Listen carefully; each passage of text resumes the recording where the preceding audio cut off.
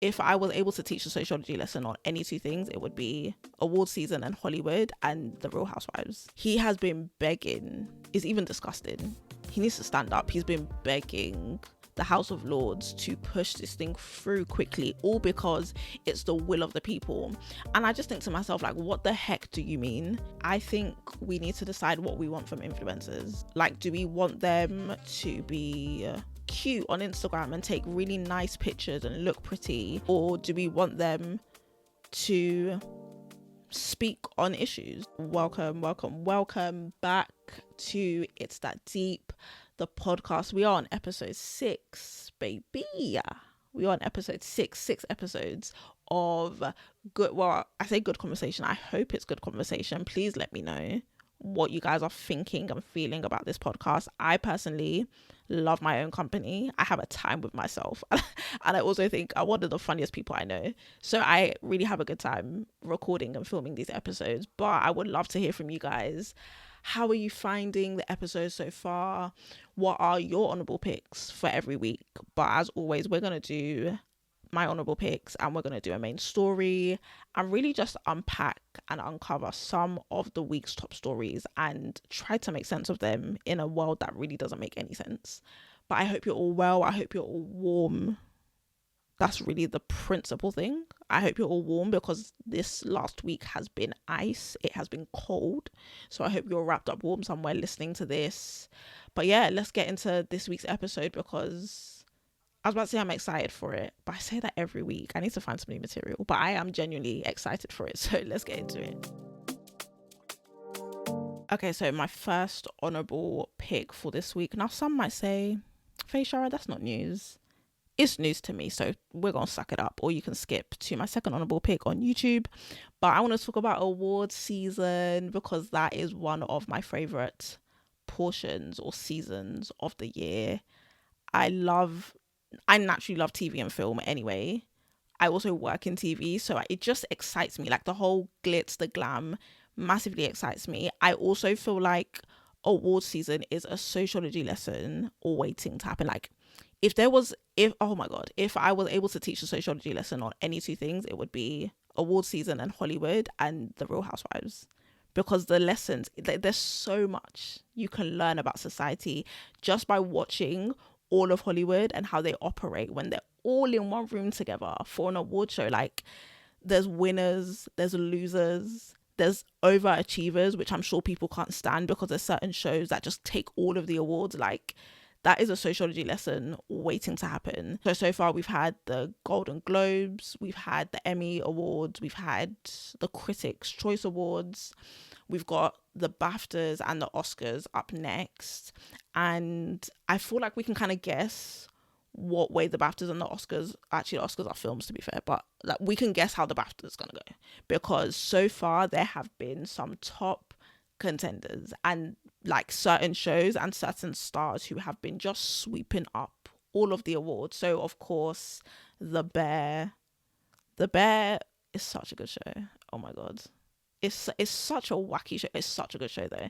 But The Bear have won a lot of cast awards, like a lot of show awards, but also a lot of personal awards. Shout out to Ayo Edebiri. I just think she's sick and she won quite a few awards. We've got also, let me mention this before I forget. If you haven't watched The Bear, go and watch it. But that episode with Cousin, the Forks episode, arguably one of the best TV episodes of 2023. I might die on that hill. That is such a good episode. So it's no surprise there that they have been collecting awards left, right and centre. And the main star for that episode actually won an Emmy. But alongside The Bear, The White Lotus has been nominated a lot. Hasn't won as much. We've got, of course, Abbott Elementary, Quinta Brunson. I don't really like to do the whole first black blah, blah, blah. But she was the first black woman to win leading actress in a comedy series in 30 years, which is insane because there have been a lot of black comedies. So that was amazing. I think that's her second Emmy win. Who else? Success. Guys, you see I'm a fangirl. Succession has shot up as one of my top 5 TV shows. That show is so brilliant. And of course, they dominated the Emmys. Kieran Culkin, who plays Roman Roy, the lady who plays Shiv, the guy who plays Tom, they all won Emmys. They also won an Emmy for Best Director, Best Screenwriter. Like, Succession are eating the girls up.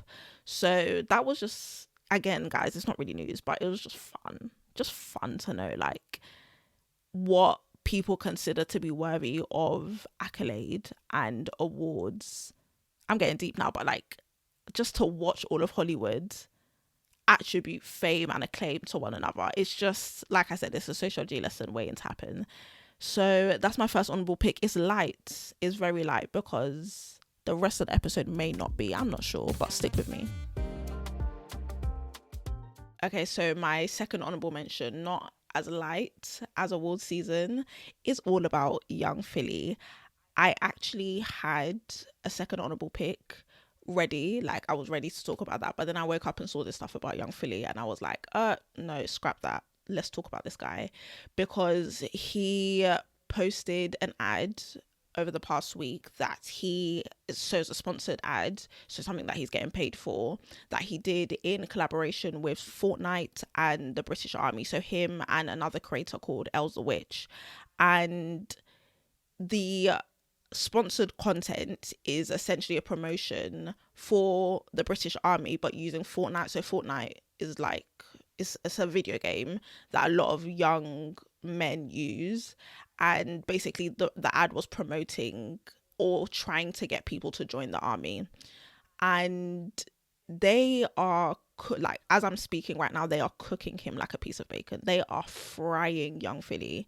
And I want to say rightfully so, but again, as always, I'm not really interested in the advert per se. I'm really interested in what this is exposing to us about influencer culture and sponsored content and all of the above. So I want to just get into this really quickly before we do our big story. There's two things here that we really need to investigate. The first one doesn't actually have anything to do with Philly. I do think there's something quite sinister about the fact that the British Army or government, whoever it is, the fact that they're using video games to recruit children to join the army. I think that's incredibly bizarre, and actually what we call that is attempted radicalization. So, and I also think that had that been anyone else, had that been Islamic group, or, you know, a group of any other political stance, it would be called radicalization.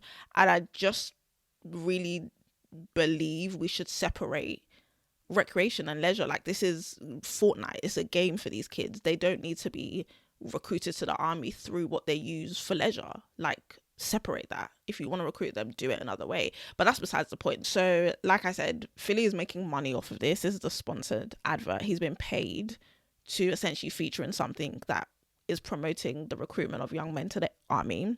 That's red flag number one. But I think red flag number two, and this was the neon red flag that was waving, which got a lot of people raising their eyebrows, was this whole idea of hypocrisy. So a few weeks ago, I want to say, or like a month ago, Philly did, so he has a podcast with his best friend Chunks, and they did a podcast episode on the situation that's currently going on in Israel and in Palestine. Chunks, for anyone who doesn't know, is very, very, very pro-Palestine. He has spoken out about it. He's sent out resources for his millions of followers to understand it. Like, he is very pro-Palestine. So the episode was more so Chunks sort of educating Philly, but Philly himself also asserted certain political stances.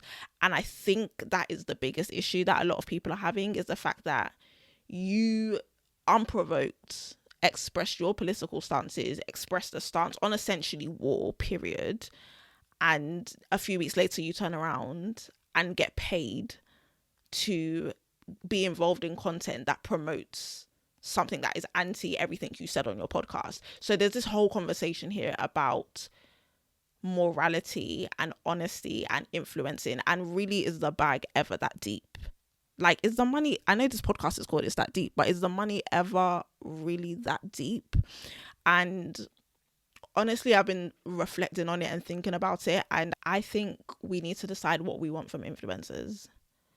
Like, do we want them to be cute on Instagram and take really nice pictures and look pretty and make content that makes us laugh on TikTok and YouTube? Or do we want them to speak on issues?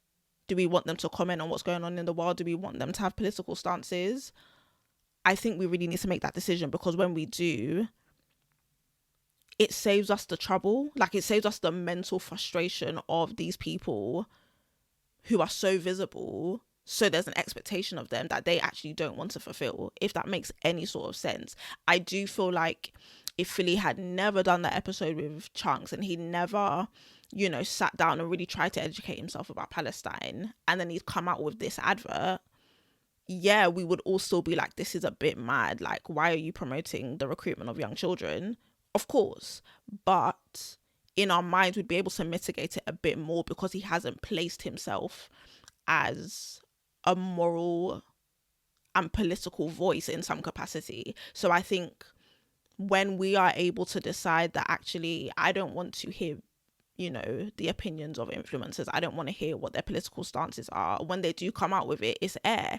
And then if they do end up doing things that are contrary to what they have said, it doesn't have such an effect on you, because it was air, because you've decided in your mind that that's not what you want influencers to do for you. So I think we need to make that decision. What do we want from them? And we need to enforce it, and enforce it consistently.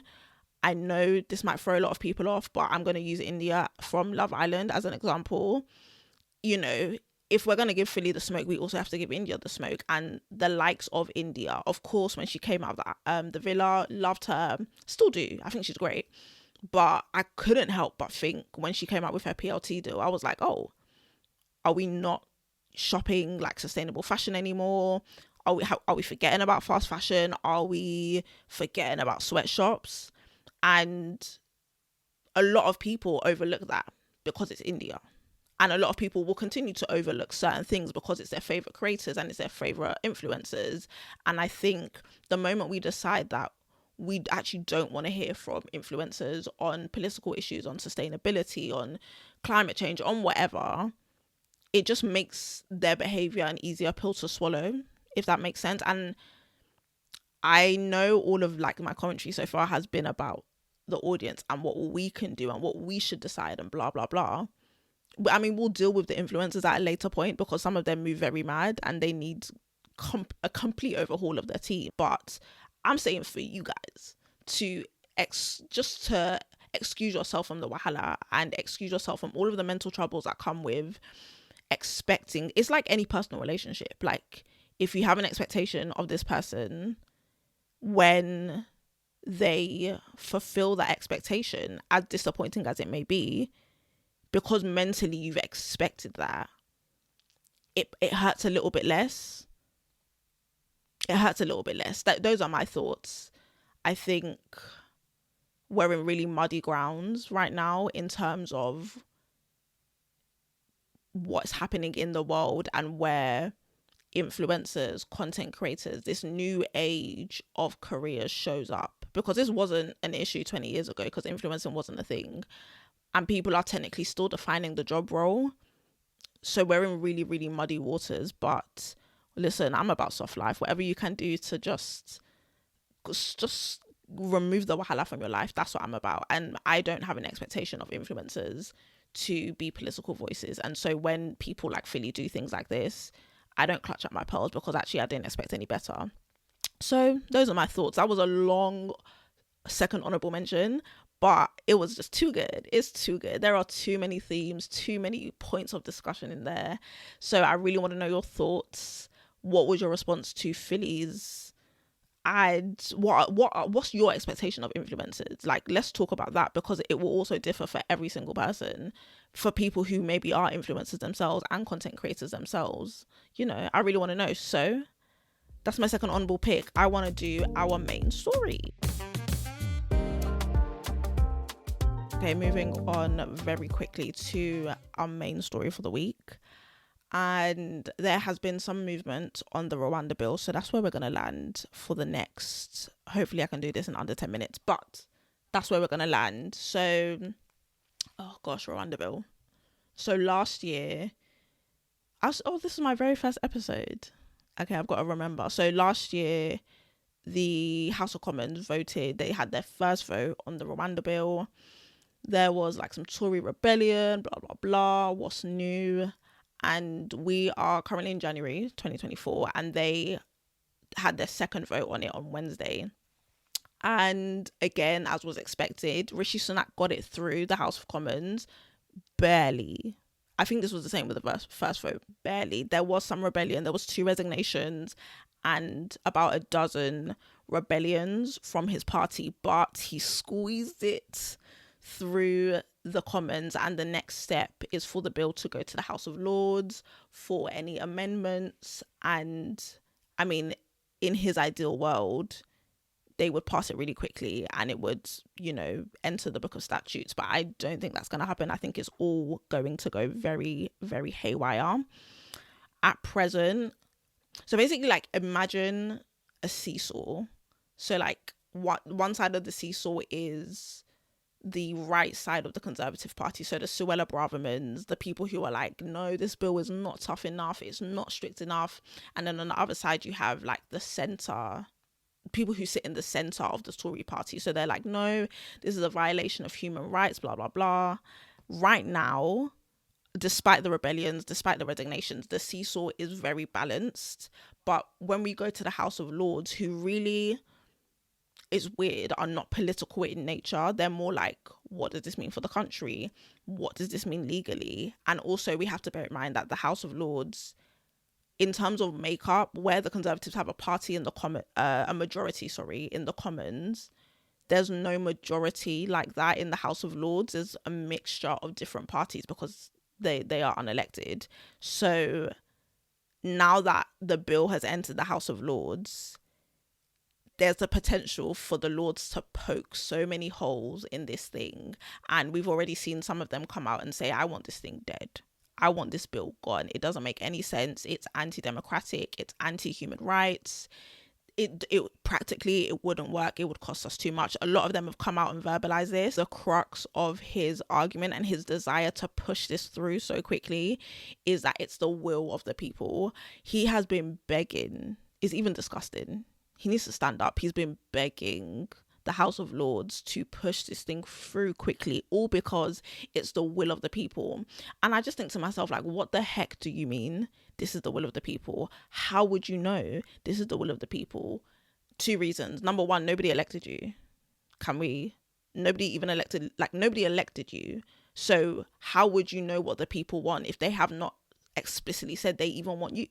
And then second of all, the person that they did elect, Boris Johnson, this Rwanda bill was never in his 2019 manifesto. So even when people did elect Boris Johnson, it was not with any knowledge of this Rwanda bill being initiated in the House of Commons. So this whole idea of the will of the people is like, it's like, ABC of emotional manipulation. It's like, but this is what the people want. Are you going to starve the people of what they want? Also, you're unelected. Well, actually, Rishi Sunak, you're unelected too. So how about that? It's just, he reeks of desperation. It reeks of desperation. We also need to investigate this whole unelected officials, because I thought this country didn't want unelected officials. I thought that's why we voted for Brexit. We didn't want those unelected officials in Brussels ruling this country. But actually, we have a prime minister who's unelected. We also have an entire second chamber of the Houses of Parliament, aka the Lords, who are unelected. Like, which one is it? Do we want? There's so much confusion right now. But not that anyone asked, I'm going to give my prediction. And my prediction is that this bill is simply not going to go through. If I can draw on my A-level government and politics module, what would happen now at this stage is that it goes through what is called parliamentary ping pong. So the bill has been sent off to the Lords. They're going to poke their holes in it. They're going to ask for amendments. They're going to try and take stuff out. And they're going to give that back to Rishi Sunak. And then the House of Commons are going to have to review it. And they're going to have to say whether or not they're happy with the amendments. They're happy with how it now looks after the Lords have delivered it. But think about that seesaw that I mentioned. They're going to poke holes in things and they're going to remove things that is either going to tip the seesaw in the favour of the right side of the Conservative Party, or the side of the Conservative Party that are a bit more left, a bit more centrist. And the reason I say the bill won't go through is if it does, it will not be the bill he had envisioned, because the House of Lords has poked so many holes in it. And in the case that it does, either side of his party are not going to be happy. So he doesn't win in this situation, because he might get the bill through, but it's not going to look how he envisioned it. And one side of his party, either one, are not going to be happy with the final result. And that's really, really going to take a toll on him when we come to the election, whenever we do, late this year, early next year. So this, for me, I do not see a win for Rishi Sunak in this entire thing. I think he's clutching at straws. I think it's actually quite sad to see. I have a little bit of sympathy for him, just a touch, just a smidge, because he's really, really, really trying to get those flights to go out by April. Like, he wants this done by spring. And it may happen. It's going to cost us tons. And I don't think it will look the way he wants it to look. So this is going to be a rough year for Rishi Sunak. I really do believe that. I think this Rwanda issue is going to determine whether he even stays on as Tory leader. I think his position is massively weakened. But we'll see. We'll see what happens. Again, I will just simply remind you of my prediction for the year, which is that this Conservative Party are going to push immigration. They're going to make this Rwanda bill and this immigration issue mesh together as the focal point for the party for the entire of the year, so that is what we focus on when we go to the polls. We're not going to talk about the fact that it's -5 degrees and there's homeless people out here dying. They're not going to talk about the fact that they are not even fully compensating sexual abuse victims, but they're sending billions to Rwanda. They're not going to talk about any of that. They're going to beat us with immigration. And that is going to be the thing that they would hope we would vote on. So stay woke. Oh, I just lost some viewers there. Stay woke. Stay woke, guys. But that is the main story for this week. It would be so sick if my predictions actually came true. I'm a political analyst. What? That would bang. But yeah, I'm really excited to see how this whole Rwanda stuff plays out. Hopefully the Lords make the right decision. We'll see. Maybe there'll be an update on a future episode. But thank you so much for watching episode 6. I feel like this was a bit of a long one, but hopefully you're still with me. Hopefully you're, cozy, tucked up in your bed. If you're in the gym, props to you, because it's actually cold outside. But thank you so much for joining me for another episode. And of course, do all the stuff that I always say you should do. Like, comment, subscribe, share. Please share. Bring people in on the conversation, and rate on Spotify if that's where you're listening. And yes, I will see you next week for another round of news stories. So in the meantime, take care.